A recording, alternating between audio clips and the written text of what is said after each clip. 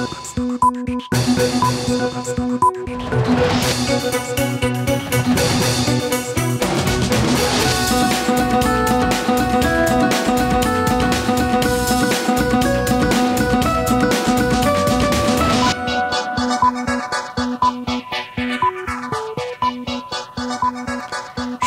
স্বাগত সন্ধ্যার মাছরাঙা সংবাদে। আপনাদের সঙ্গে আছে আমি ফারহানা পারভিন। শুরুতে জানিয়ে দিচ্ছি গার্ডিয়ান লাইফ ইন্স্যুরেন্স সংবাদ শিরোনাম।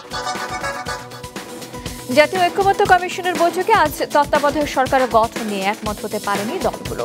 এদিকে কমিশন থেকে দেয়া জুলাই সনদের খসড়া নিয়ে দলগুলোর প্রতিক্রিয়া মিশ্র। জামায়াত এবং এনসিপি এর বিরোধিতা করেছে, তবে বিএনপি সহ অন্য দলগুলো পক্ষে মত দিয়েছে। কমিশন 31 জুলাইয়ের মধ্যে এটি চূড়ান্ত করতে চায়। এদিকে দেশকে নতুন করে গড়ে তোলার কথা জানিয়েছেন প্রধান উপদেষ্টা। জুলাই আন্দোলন দমনে শেখ হাসিনা সরকার যে অপরাধ করেছে 1971 সালে পাকিস্তানিরাও তা করেনি, এমনটা দাবি করেছেন আইন উপদেষ্টা ডক্টর আসিফ নজরুল। আজ এক সেমিনারে তিনি বর্তমান সরকারের সময়েই এসবের যথাযথ বিচারের কথা বলেছেন। পরিবেশ উপদেষ্টা বলেছেন, বিচার না হলে আইনের শাসন প্রতিষ্ঠিত হবে না।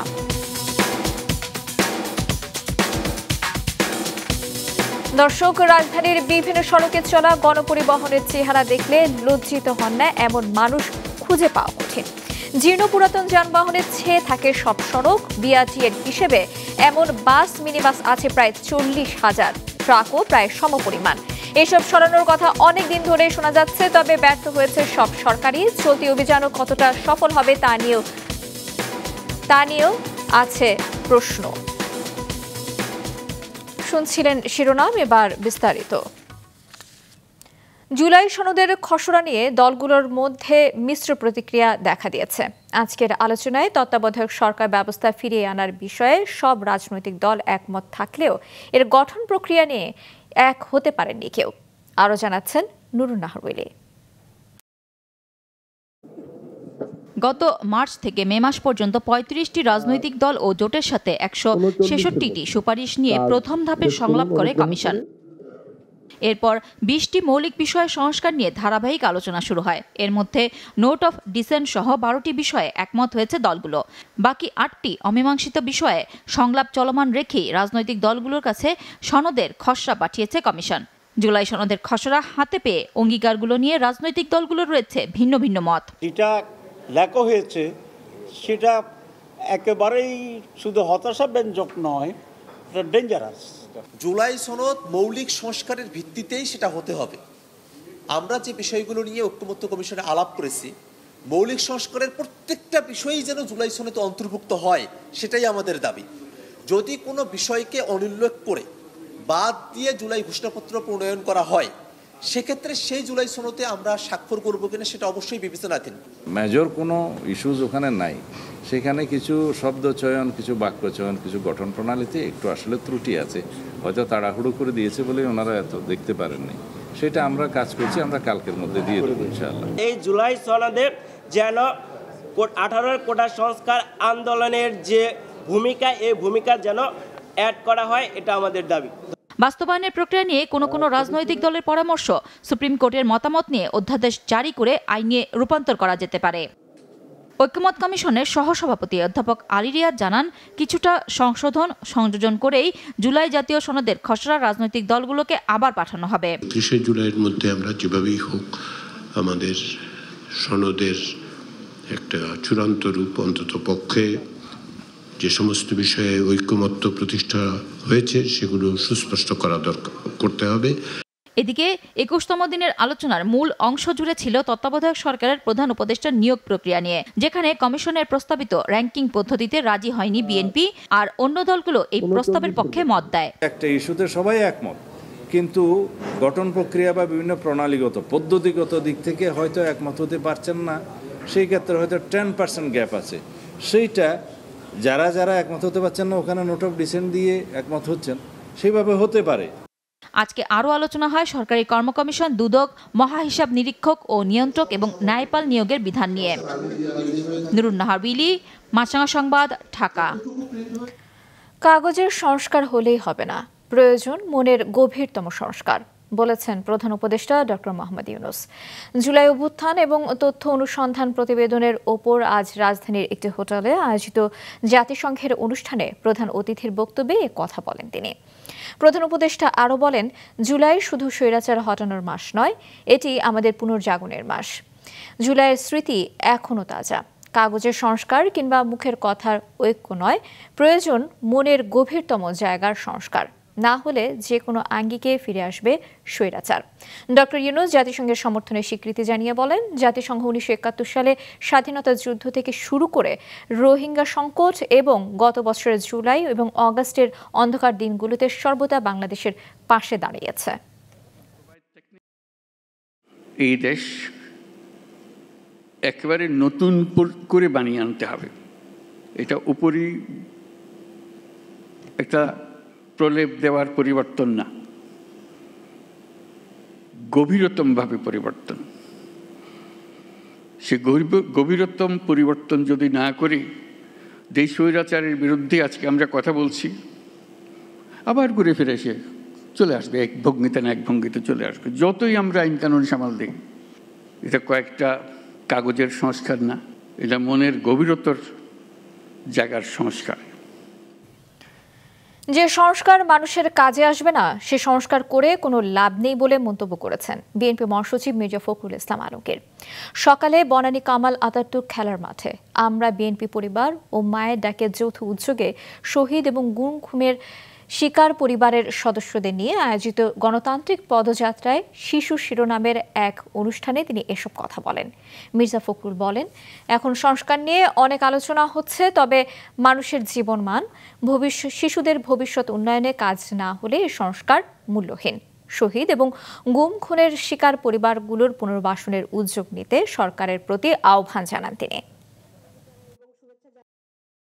আমরা সংস্কার চাচ্ছি, সেই সংস্কার, সেই কাঠামো যদি আমার মানুষের সার্বিক উন্নয়নে না আসে, আমাদের এই শিশুদের ভবিষ্যৎকে নির্মাণ করতে সাহায্য না করে, তাদেরকে একটা নিরাপদ সিকিউর জীবন দিতে না পারে, তাহলে সেই সংস্কার কোনো কাজে আসবে বলে আমি মনে করি না। জুলাই আন্দোলন দমনে শেখ হাসিনা এবং তার দোসররা যে অপরাধ বাংলাদেশে করেছে, 1971 সালে পাকিস্তানি সেনাবাহিনীও এত জঘন্য অপরাধ করে নাই। হত্যাকাণ্ডে অভিযুক্তদের বিচার নিশ্চিতে এমনভাবে সাক্ষ্য প্রমাণ রেখে যাওয়া হবে, ভবিষ্যতে কোনো সরকার চাইলেও বিচার থেকে সরতে পারবে না বলে মন্তব্য করেছেন আইন উপদেষ্টা ডক্টর আসিফ নজরুল। গত বছর জুলাই আন্দোলনে কিভাবে বিক্ষোভকারীদের দমনের চেষ্টা হয়েছিল সেই বিষয়টির পাশাপাশি অভিযুক্তদের বিচারের অগ্রগতি নিয়ে বিচার প্রশিক্ষণ ইনস্টিটিউটে এই আলোচনা অনুষ্ঠান। বিচারের অগ্রগতি নিয়ে কোনো ধরনের সন্দেহের অবকাশ নেই উল্লেখ করে আন্তর্জাতিক অপরাধ ট্রাইব্যুনালের চিফ প্রসিকিউটর বলেন, যথাযথ প্রক্রিয়া মেনেই দোষীদের আইনের আওতায় আনা হবে। বিচার প্রক্রিয়া নির্দিষ্ট গতিতেই চলছে, স্ট্যান্ডার্ড মেনটেন করে আমরা করছি এবং এটা সমাপ্ত অবশ্যই আমরা নির্ধারিত সময়ের মধ্যে করব ইনশাআল্লাহ। আলোচনায় অংশ নিয়ে পরিবেশ উপদেষ্টা বলেন, এমন বর্বর ঘটনার বিচার না হলে আইনের শাসন প্রতিষ্ঠিত হবে না। একটা রায় হবে, কিছু মানুষ হয়তো দেশে আছেন, তারা হয়তো রায়ের সাজা ভোগ করবে, বেশিরভাগই তো দেশে নেই। ফলে বিচারের আরেকটা দিক নিয়ে আমাদের সকলকে ভাবতে হবে যে আমাদের সন্তানেরা যে তাড়নার থেকে জীবন দিয়েছেন, একটা পরিবর্তিত বাংলাদেশ যদি না গড়ে, কিছু ফাঁসি কিছু কারাদণ্ড দিলে কি সত্যিকার বিচার হয়ে গেল? আমাদের সত্যিকার বিচারটা হবে একটা মূল্যবোধ কেন্দ্রিক সমাজ আর রাষ্ট্র ব্যবস্থা গড়ে তোলার মাধ্যমে। আইন উপদেষ্টা ডক্টর আসিফ নজরুল বলেন, জঘন্য হত্যাকাণ্ডের বিচার অবশ্যই হবে এবং সেটি এই সরকারের সময়েই। শেখ হাসিনা এবং তার দোসররা যেই অপরাধ বাংলাদেশে করেছে, আমি আমার মনে 1971 সনে পাকিস্তানি বাহিনী এত জঘন্য অপরাধ করে নাই। এইরকম হত্যাকাণ্ডের বিচারের দায়িত্ব তারা পায়, তারা যদি বিচার না করে, আল্লাহ তাদের বিচার করবে। এমন ঘটনার বিচারে তাড়াহুড়া করতে চায় না সরকার। সুষ্ঠু বিচার নিশ্চিতে যে ধরনের প্রক্রিয়া অবলম্বন করা দরকার, সরকার সেই পথেই এগোচ্ছে। কাজেই ধৈর্য হারা হলে চলবে না বলেও মন্তব্য করেছেন আসিফ নজরুল। জাহেদ সেলিম, মাছরাঙা সংবাদ, ঢাকা। আবার আমন্ত্রণ সন্ধ্যার মাছরাঙা সংবাদে। সংখ্যালঘু সম্প্রদায়ের উপর হামলা সহ্য করা হবে না বললেন জাতীয় নাগরিক পার্টির আহ্বায়ক নাহিদ ইসলাম। দলীয় পরিচয় দিয়ে চাঁদাবাজদের রক্ষা করা যাবে না বলে হুঁশিয়ারি দিয়েছেন সার্জিস। জুলাই পদযাত্রার অংশ হিসেবে টাঙ্গাইলে কেন্দ্রীয় শহীদ মিনারের পাশে পথসভায় এ কথা বলেন তারা। বক্তব্যে জুলাই শহীদদের চেতনা ধারণ করে নতুন বাংলাদেশ তৈরির কথা উল্লেখ করে নাহিদ বলেন, যারা সাম্প্রদায়িক সম্প্রীতি নষ্ট করতে চায় তাদের উদ্দেশ্য ভিন্ন। এর আগে জুলাই আন্দোলনে শহীদ পরিবারের সদস্য এবং আহতদের সঙ্গে দেখা করেন এনসিপি নেতারা। বিকেলে গাজীপুরে শ্রীপুরের মাওনায় পথসভায় নাহিদ বলেন, মুজিববাদীদের বিচারের আওতায় আনতে হবে। রংপুরের গঙ্গাছড়া একটি উপজেলায় আমাদের হিন্দু জনগোষ্ঠীদের বাসভবনে বাড়িঘরে হামলা চালানো হয়েছে, লুটপাট চালানো হয়েছে। আমরা তীব্র নিন্দা জানাই। ধর্ম অবমাননার অভিযোগে আমাদের নবীজিকে সেখানে কটূক্তি করা হয়েছে। আমাদের নবীজিকে যদি কেউ কটূক্তি করে, আমাদের ধর্মকে যদি কেউ অবমাননা করে, আমরা অবশ্যই তার বিচার চাই। কিন্তু সেই ঘটনাকে কেন্দ্র করে যদি সেই সম্প্রদায়ের উপর কেউ আঘাত আনে, সেই ঘটনাকে আমরা কখনোই মেনে নেব না। মাইলস্টোন স্কুল অ্যান্ড কলেজে অস্থায়ী মেডিকেল ক্যাম্পে কাউন্সেলিং নিচ্ছেন শিক্ষার্থী অভিভাবকদের অনেকেই। আর এখনও অনেকে দেখতে আসছেন বিধ্বস্ত সেই ভবনটি। অনেক প্রত্যক্ষদর্শী স্মৃতিচারণ করেন সেদিনের বিভৎসতার।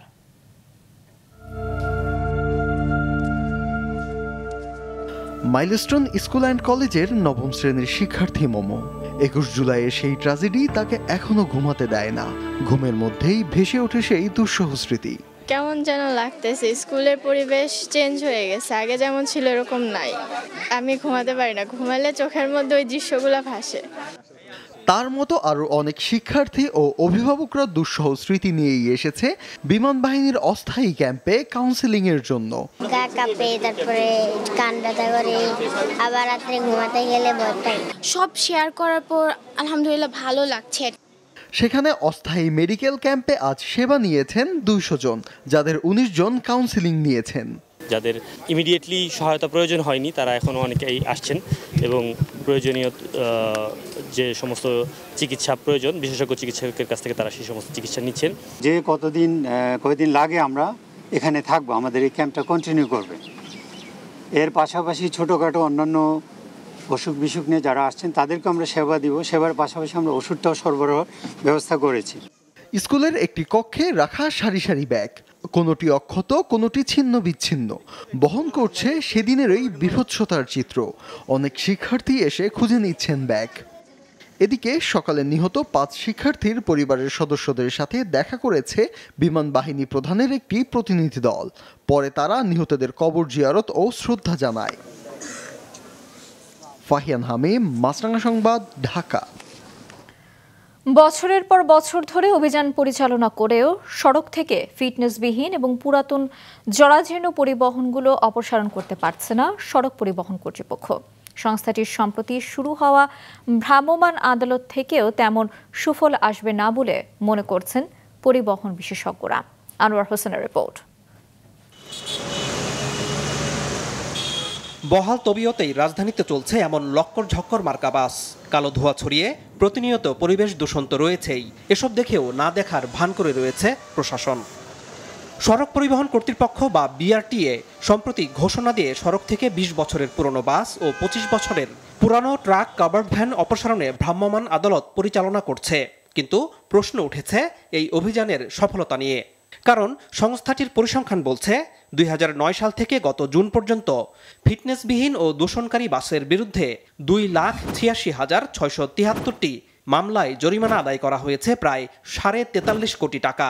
এই সময়ে ডাম্পিং করা হয়েছে 8,777টি পরিবহন ও কারাদণ্ড দেয়া হয়েছে 4,274 জনকে। কিন্তু এরপরও সড়কের চিত্র পাল্টায়নি, বরং দিন দিন বেহাল বাসের সংখ্যা বেড়েছে। বিআরটিএ জানায় বর্তমানে 20 বছরের পুরানো বাসের সংখ্যা 17,500টি, আর মিনি বাস রয়েছে 21,669টি, আর 25 বছরের পুরানো ট্রাক রয়েছে 38,861টি, কাভার্ড ভ্যান 561টি এবং ট্যাঙ্কার 1,718টি। বিএনপির 2001 থেকে 6 সালের আমলে যোগাযোগ মন্ত্রী ব্যারিস্টার নাজমুল হুদা থেকে আওয়ামী লীগ আমলের আবুল হোসেন এবং পরবর্তীতে ওবায়দুল কাদের এভাবে বহুবার সড়ক থেকে পুরনো বাস ট্রাক তুলে নেওয়ার কথা বললেও কোনো লাভ হয়নি। এই পরিবহন বিশেষজ্ঞ জানালেন, এবারের অভিযানের ফলও তাই হবে। তারা মানিক মিয়া এভিনিউ অথবা মৎস্য ভবনের মতো সুন্দর সুন্দর জায়গায় গিয়ে মন্ত্রীকে ডেকে এনে কিছু টোকেন কাজ করেন। এটা অত্যন্ত হাস্যকর ব্যাপার। বিআরটিএকে আগে সংস্কার করতে হবে, পেশাদারি করতে হবে। একটা গাড়ির রেজিস্ট্রেশন মানে জন্ম সনদ দিলাম আমি, তাহলে সে তো মরবে, মরার সময় তার গ্র্যাভিয়ারটা কোথায় হবে, ডাম্পিয়ারটা কোথায় হবে, তার স্ক্যাপিয়ার্ড পলিসিটা কি হবে। পুরো পৃথিবীতে এটা শত বৎসর ধরে আছে, আমাদের বিআরটি সেটা জানে না। এই ধরনের অভিযান এই সরকারকে অত্যন্ত নাজুক পরিস্থিতি নিয়ে যাবে। অবশ্য সড়ক পরিবহন ও সেতু মন্ত্রণালয়ের উপদেষ্টা বলছেন, গেল অতীতে তেমন ইতিবাচক কিছু না হলেও বর্তমান সরকার যেহেতু অরাজনৈতিক, তাই অভিযানে ভালো কিছু আশা করা যায়। আমরা তো কোনো দলীয় সরকার না, সবাই আমাদের শিমুল বিশ্বাস সাহেব আছেন, উনি একজন শ্রমিক নেতা, উনি একটা বিশেষ দলের সঙ্গে আছেন। তো এরকমভাবে শুধু বেসরকারি খাতের এবং অন্য আরও মালিকরা আছেন যারা হয়তো অন্য দল করেন, তাদেরকে সঙ্গে নিয়ে কাজ করতেছে। আমরা এখনও বলছি না যে আমরা যে সফল হব কিংবা হয়ে গেছে, আমরা চেষ্টাটা শুরু করে দেখি। রাজধানীর ট্রাফিক বিভাগের প্রধান বললেন, ভ্রাম্যমাণ আদালতের পাশাপাশি তারাও সাধ্যমতো চেষ্টা চালিয়ে যাচ্ছেন। ট্রাফিক পুলিশ বা হাইওয়ে পুলিশ আমরাও এই অভিযানগুলা ফ্রিকোয়েন্টলি বা রেগুলার চলবে, ধাপে ধাপে এই বাসগুলা রাস্তা থেকে উঠে যেতে বাধ্য হবে। প্লাস এইবার সরকারও এদের জন্য রিপ্লেসমেন্ট গাড়ি কেনার জন্য কম সুদে আপনার লোন দেওয়ার ব্যবস্থা করতেছে। এই লোন নিয়ে নতুন বাস কিনে আস্তে আস্তে এরা ঢাকা সহ বিভিন্ন জায়গা থেকে রাস্তা থেকে উঠে যাবে। চলমান অভিযানের প্রেক্ষিতে বাস মালিক সমিতি যানবাহনের জীবনকাল আরও বৃদ্ধিসহ বেশ কিছু দাবি তুলেছে। সরকার তা না মানলে দেশজুড়ে ধর্মঘটের হুঁশিয়ারিও দিয়েছে সংগঠনটি। ইকোনমিক লাইফ বলতে আমরা সরকারের নির্ধারিত 20 এবং 25 বছরকে বাদ দিয়ে 30 বছর করার জন্য বলেছি। গাড়ি যেটা ফিট হবে, এটা বয়স সীমা 3 হোক আর 5 হোক আর 20 হোক আর 30 হোক, সেটা চলবে। আর যেটা ফিট হবে না, সেটা 3 হলেও চলবে না, 5 হলেও চলবে না। 15 কার্য দিবসের মধ্যে যদি সরকার এটা না মানে, তাহলে দেশব্যাপী সিদ্ধান্ত নিয়ে সেখানে আপনার ধর্মঘট ছাড়া তো কোনো গতান্তর নেই। নগরবাসী মনে করে এ সরকারের আমলেও এ অভিযান ব্যর্থ হলে তা হবে দুঃখজনক। আনোয়ার হোসেন, মাছরাঙা সংবাদ, ঢাকা। পাল্টা শুল্ক নিয়ে যুক্তরাষ্ট্রের সঙ্গে আজ তৃতীয় এবং শেষ দফার আলোচনা বসতে যাচ্ছে বাংলাদেশের প্রতিনিধি দল। এবারের আলোচনায় ব্যবসায়ী প্রতিনিধি রাখা হয়েছে। 25টি বোয়িং ক্রয় সহ বাণিজ্য ঘাটতি কমাতে নানা পণ্য আমদানি বাড়ানোর প্রস্তাব নিয়ে যুক্তরাষ্ট্র গিয়েছে বাংলাদেশের প্রতিনিধি দল। এই আলোচনা থেকে ভালো কিছু বেরিয়ে আসবে বলে আশা জানিয়েছেন অর্থ উপদেষ্টা ডক্টর সালেউদ্দিন আহমেদ। আজ সচিবালয়ে ক্রয় সংক্রান্ত উপদেষ্টা পরিষদের বৈঠক শেষে সাংবাদিকদের তিনি আরও বলেন, সার এবং এলএনজির মূল্য স্থিতিশীল রাখতে এর সরবরাহ নিশ্চিত করার দিকে গুরুত্ব দিচ্ছে সরকার। সন্ধ্যার সংবাদ শেষ করছি, যাবার আগে গার্ডিয়ান লাইফ ইন্স্যুরেন্স সংবাদ শিরোনামগুলো আরও একবার। জুলাই সনদ নিয়ে দলগুলোর মিশ্র প্রতিক্রিয়া। তত্ত্বাবধায়ক সরকার গঠন নিয়ে এখনো মতভেদ। দেশকে নতুন করে গড়ে তোলার আহ্বান প্রধান উপদেষ্টার। 1971-এ পাকিস্তানিদের চেয়ে জঘন্য অপরাধ করেছে হাসিনা, দাবি আইন উপদেষ্টার। এই সরকারের সময়ে বিচারের আশা। রাজধানীর সড়কে প্রায় 80,000 জীর্ণ পুরাতন বাস ট্রাক সরাতে চলছে অভিযান। কতটা সফল হবে তা নিয়ে প্রশ্ন। এ ছিল সন্ধ্যা সংবাদে। ফেসবুকে আপডেট পেতে ভিজিট করুন মাছরাঙা টেলিভিশনের পেজে, ইউটিউব চ্যানেলেও দেখতে পারেন আমাদের সংবাদ প্রতিবেদন এবং অনুষ্ঠান। দর্শক, করোনা সংক্রমণ ফের শুরু হয়েছে এবং তা বাড়ছে। এ থেকে সুরক্ষিত থাকতে ব্যবহার করুন ফেস মাস্ক। এতক্ষণ সঙ্গে থাকার জন্য ধন্যবাদ জানিয়ে আমি ফারহানা পারভিন শেষ করছি সন্ধ্যার মাছরাঙা সংবাদ। এই দিন এইভাবে।